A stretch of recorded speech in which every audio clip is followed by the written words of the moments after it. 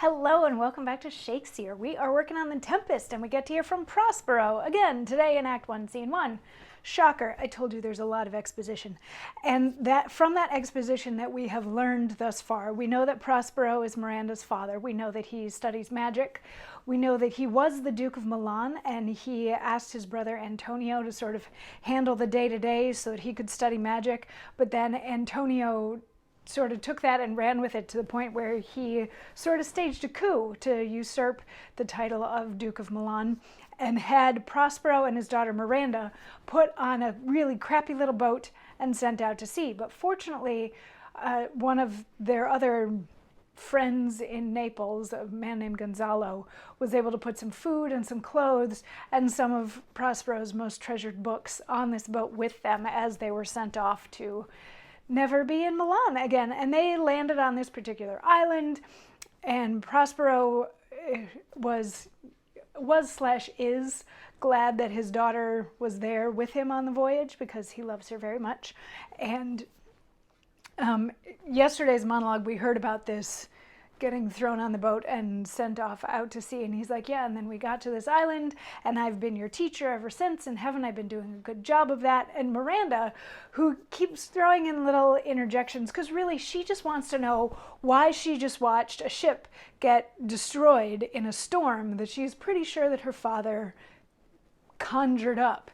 That's all she wants to know. And why he never told her any of the rest of this backstory prior is just, I guess he was waiting for dramatic effect or some sort of thing. But she's like, okay, like all this is lovely to know, but really, I just want to know why the storm and why that boat. And Prospero says, know thus far forth, by accident most strange, bountiful fortune, now my dear lady, hath mine enemies brought to this shore, and by my prescience I find my zenith doth depend upon a most auspicious star, whose influence, if now I court not, but omit, my fortunes will ever drop. Here cease more questions. Thou art inclined to sleep. 'Tis a good dullness, and give it way. I know thou canst not choose. Come away, servant. Come, I am ready now. Approach, my Ariel, come.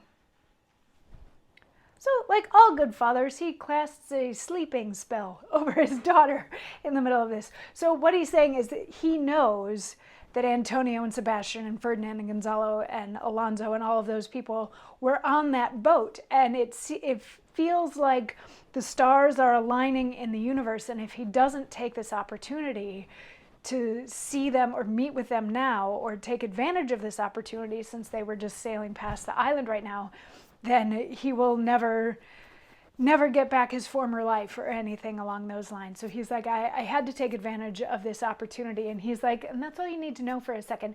Go to sleep. And she does. And then he calls for his servant Ariel. Ariel being sort of a sprite, maybe a fairy, kind of reminiscent of Puck from Midsummer Night's Dream, who lives on this island, who Prospero has kept in servitude for the time that he's been on the island. I think at some point in there we find out that it's been 12 years that they've been on this island. But anyway, Ariel is acting as a servant to Prospero. So Ariel comes in and Prospero's like, so, did you make the storm like I asked you to? And Ariel's response is tomorrow's monologue. So we'll see you then for that. Mwah.